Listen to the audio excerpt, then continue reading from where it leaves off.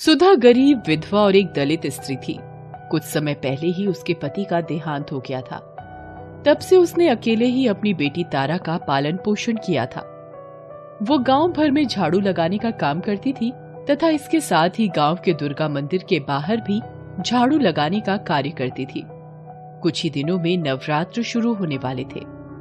माँ, इस बार मैं भी नवरात्र में पूजा करूंगी और व्रत रखूंगी। नवरात्र के व्रत बहुत कठिन होते हैं, क्या तू ठीक से कर पाएगी इन्हें? हाँ माँ, मैंने सोच लिया है। ठीक है, तो मैं भी तेरे साथ इस बार व्रत रखूंगी। इस तरह दोनों माँ बेटी ने व्रत करने की तैयारी शुरू कर दी। सुधा ने इधर उधर से कुछ पैसों का इंतजाम करके पूजा का सामान खरीदा। आज नवरात्र का पहला दिन था। तुझे भूख तो नहीं लगी? लगी तो है, पर थोड़ी थोड़ी। बस अब सांझ हो रहा है, हम माँ के दर्शन करने के बाद व्रत का पारण करेंगे। दोनों माँ बेटी माँ को अर्पित करने के लिए थोड़े से फूल लेकर मंदिर जाती हैं। इन फूलों के सिवाय अर्पण करने को उनके पास कुछ और था भी नहीं। मंदिर में प्रवेश करने पर द्वार पर ही पुजारी उन्हें फटकारता है। कहाँ घुसी जा रही है? तुझे पता नहीं कि तेरे जात वालों का मंदिर में घुसना वर्जित है? पुजारी जी, माता के लिए तो अपने सारे बच्चे एक समान होते हैं, फिर ऐसा भेदभाव हमारे साथ ही क्यों किया जाता है? हमारा ही प्रवेश मंदिर में वर्जित क्यों है? हमारी बराबरी करेगी? होती कौन है सदियों पुरानी रीत बदलने वाली? अपनी जात भूल गई? पुजारी जी, मेरी बेटी को माँ के दर्शन का ये फूल चढ़ाने दो। तू अपनी बेटी के मुंह में हमारा धर्म भ्रष्ट करेगी। चुपचाप यहाँ से निकल जा। देखो भाइयों, ये अछूत औरत होकर मंदिर में माँ के दर्शन करने आ गई है। भगाओ इसे, नहीं तो ये देवी के मंदिर को भ्रष्ट कर देगी। वहाँ खड़े लोग उन्हें भगा देते हैं। उन सब की नजर बचाकर तारा चुपचाप मंदिर के द्वार पर अपने फूल चढ़ा देती है। दर्शन न होने के कारण दोनों माँ बेटी भारी मन से घर लौट आती हैं। अगले दिन जब पुजारी मंदिर खोलता है तो देखता है कि कल के चढ़ाए सारे फूल मुरझा गए हैं, मगर द्वार के पास पड़े फूल अभी भी ताजे हैं।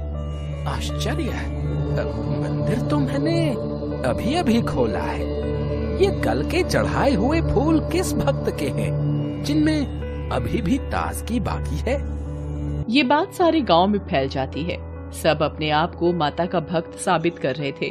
वे बता रहे थे कि फूल उनके द्वारा चढ़ाए गए हैं। इन सब से बेखबर सुधा और तारा अपनी भक्ति में मगन थी।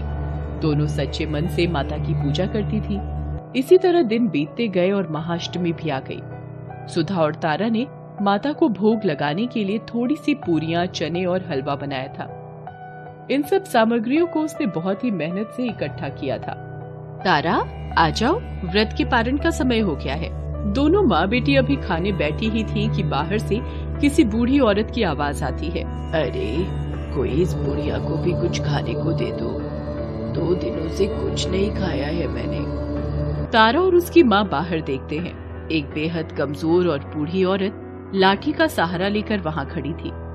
उसे देखकर उनके मन में दया उमड़ आती है। वो अपना सारा खाना उस बुढ़िया को खिला देती है। बुढ़िया खाना खाकर तृप्त हो जाती है तथा उनको एक छोटी सी पोटली देते हुए कहती है, जा, इसे अपने पूजा के स्थान पर रख दे और इसे विजयादशमी के दिन ही खोलना। जाके माता के दर्शन कर ले, तुम्हारे सारे दुख दूर हो जाएंगे। माँ बेटी दोनों फिर थोड़े से फूल लेकर डरते डरते मंदिर पहुँचते हैं। अरे अछूत कहीं की, तुम दोनों फिर यहाँ आ गई? ये अछूत होते ही ऐसे हैं, जो एक बार में बात ही नहीं समझते। पुजारी जी, माता ने कभी आकर मना नहीं किया हम लोगों को। आपके जैसे धर्म के ठेकेदार ही हमें मंदिर जाने से रोकते हैं। मुझे इतना पता है कि माता के दरबार में सब बराबर होते हैं। उनकी नजरों में कोई छोटा बड़ा नहीं होता। अब तू मुझे पंडिताई का पाठ पढ़ाएगी? वो मंदिर में आए और लोगों की ओर देखकर कहता है, अरे भाइयों, देखो, ये अछूत फिर से मंदिर में घुसने आ गई है। इससे पहले ये देवी के मंदिर को दूषित करे, उससे पहले इस कचरे को निकाल बाहर करो। सारे लोग उन्हें वहाँ से खदेड़ने लगते हैं जैसे वो कोई जानवर हो। इस भागदौड़ में तारा के फूल मंदिर के प्रांगण में गिर जाते हैं। अगले दिन जब लोग मंदिर में जाते हैं तो वो देखते हैं कि तारा के गिरे हुए फूल अभी तक ताजे हैं।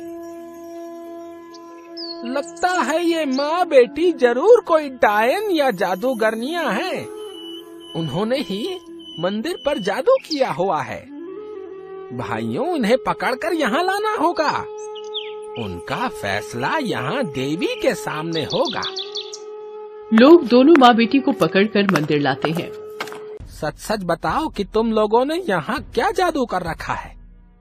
हम यहाँ इतनी भक्ति से माँ की पूजा करते हैं, हमारे फूल तो मुरझा जाते हैं, और तुम अछूत जात की औरतें जो मंदिर में प्रवेश करने के लायक नहीं हैं, उसके फूल कैसे ताजे रहते हैं?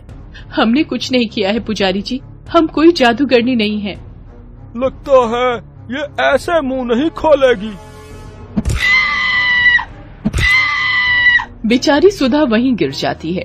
तारा दौड़कर अपनी माँ से लिपट जाती है।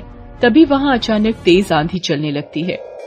सारे सजावट भरे पंडाल उजड़ जाते हैं और दीप बुझ जाते हैं। उसके बाद लोगों की आंखें आश्चर्य से फट जाती हैं। उनके सामने साक्षात माँ दुर्गा प्रकट होती हैं। किसने कष्ट पहुँचाने की हिम्मत की मेरे भक्त को? बताओ कौन है वो पापी? पुजारी और गांव वालों की घिघी बन जाती है। पुजारी दौड़कर सुधा के पास जाता है और उससे कहता है, हमसे बहुत बड़ा अपराध हो गया है सुधा, हमें माफ कर दो। उधर माँ का क्रोध जारी था। तुम लोग क्या सोचते हो कि भक्ति सिर्फ इस सजावट और पंडाल से ही होती है? अरे भक्ति सीखनी है तो मेरी इस भक्त से सीखो। इसकी भक्ति का ही प्रताप था कि प्रेम से खिलाई गई 2 पूरियों से ही मैं तृप्त हो गई। सुधा और तारा की आश्चर्य का ठिकाना न रहा। दोनों के मन में एक ही बात चल रही थी, क्या उस बुढ़िया के भेष में स्वयं माँ दुर्गा थी? फिर तारा और सुधा माँ के सामने हाथ जोड़कर खड़ी हो जाती हैं और कहती हैं, हे ममतामयी दयालु माँ, हम सब तुम्हारे बच्चे हैं। मैं इन सब के लिए आपसे क्षमादान मांगती हूँ। हमारे पापों को क्षमा करें और हमें अपने चरणों में शरण दो।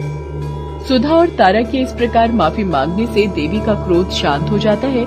इसके साथ ही आंधी थम जाती है और बुझे हुए दीपक भी अपने आप फिर से जल जाते हैं। देखा, इसे कहते हैं सच्ची भक्ति। तुम लोगों ने भक्ति को भी जात बिरादरी में बांट रखा है। अरे मूर्खों, भक्ति को कभी भी जात बिरादरी में नहीं तौला जा सकता है। याद रखो, मेरी नजर में तारा का भी वही स्थान है जो कि तुम्हारा। मेरे सामने मेरे सारे भक्तों का स्थान बराबर है। आज तारा और सुधा की भक्ति से प्रसन्न होकर मैं इस गांव को सुख समृद्धि और धन धान्य से भरपूर होने का आशीर्वाद देती हूँ। इतना कहकर देवी वहाँ से अंतर्ध्यान हो जाती हैं। सारे गांव वाले तारा और सुधा से माफी मांगते हैं। उस दिन से किसी का भी, चाहे वो छोटी जात का हो या बड़ी जात का, मंदिर में प्रवेश वर्जित नहीं रहा। आज विजयादशमी थी। उस बुढ़िया जो कि स्वयं माँ का रूप थी के कहे अनुसार जब सुधा और तारा ने वह पोटली खोली तो उसमें से बहुत सारे हीरे जवाहरात और माणिक निकले। दोनों की आंखों में आंसू आ गए और मन माँ के प्रति श्रद्धा से भर गया। उस दिन से उनके जीवन में कोई कमी नहीं रही। हेलो दोस्तों, कैसे हैं आप सब? हमारी कहानियाँ देखने के लिए हमारे चैनल को सब्सक्राइब कीजिए और हाँ, बेल आइकॉन पर क्लिक करना मत भूलिएगा।